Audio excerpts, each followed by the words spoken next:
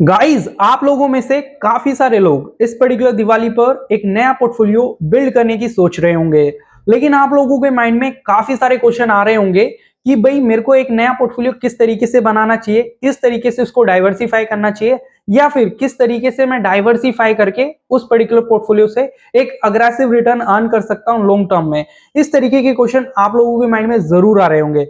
So don't worry guys, being a financial advisor, I just want to give you some advice, जिस particular advice का use करके आप अपने portfolio को बहुत ज्यादा स्ट्रॉन्ग और लॉन्ग टर्म में एक अग्रेसिव रिटर्न अर्न कर सकते हो।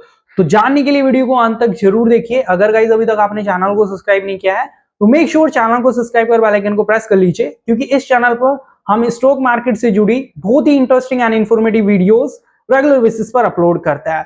चलिए गाइस फिर डिस्कस करता है। तो बेसिकली गाइस ये जो पर्टिकुलर पोर्टफोलियो हम बनाने वाले हैं ये 50-30-20 के रूल के अकॉर्डिंग बनाने वाले हैं। सपोज की गाइज आपके पास 10 लाख रुपीज है, तो उस पर्टिकुलर 10 लाख को आप तीन पोर्शन में डिवाइड कर दो, 50%, 30% एंड 20%।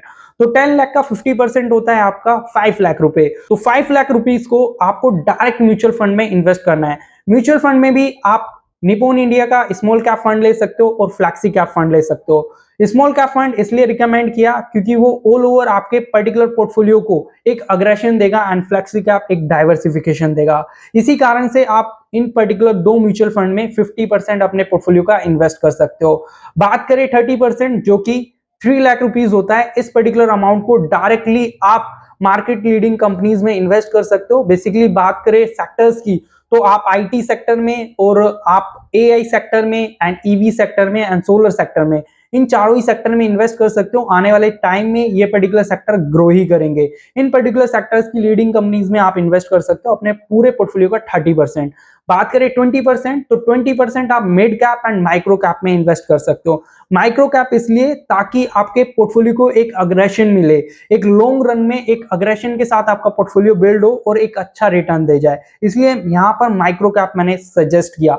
हालांकि माइक्रो कैप थोड़ा सा रिस्की होता है, इसी वजह से आपके पोर्टफोलियो का जो मेन पोर्शन है वो diversification large cap and secure जगह जाएगा, लेकिन थोड़ा सा पोर्शन आपका माइक्रो कैप में जाएगा ताकि आपके पर्टिकुलर पोर्टफोलियो को एक अग्रेशन मिले, उस अग्रेशन के कारण आपका रिटर्न काफी अच्छा बने। अगर गाइज आप इस रूल के अकॉर्डिंग अपना पोर्टफोलियो बनाते हो तो इस रूल के अकॉर्डिंग आपका पोर्टफोलियो काफी स्ट्रॉन्ग बनने वाला है, क्योंकि यहां पर आपका जो पैसा है वो ऑल ओवर डाइवर्सिफाई तो हो ही रहा है, लेकिन साथ के साथ अग्रेशन में भी लगाया जा रहा है। तो अगेन आप अपना पोर्टफोलियो इस तरीके से सोच सकते हो, इस तरीके से बिल्ड कर सकते हो, डेफिनेटली लॉन्ग रन में आपको वर्थ ही देगा। अगर गाइज आप एग्जैक्टली जानना चाहते हो कि मार्केट लीडिंग कंपनीज में कौन कौन से शेयर्स है जिनमें इन्वेस्ट करना चाहिए, तो बेसिकली गाइज कमेंट में मेंशन कीजिए, I will make the separate video on them. And इसी तरीके की इंफॉर्मेटिव वीडियोस के लिए जस्ट सब्सक्राइब द चैनल।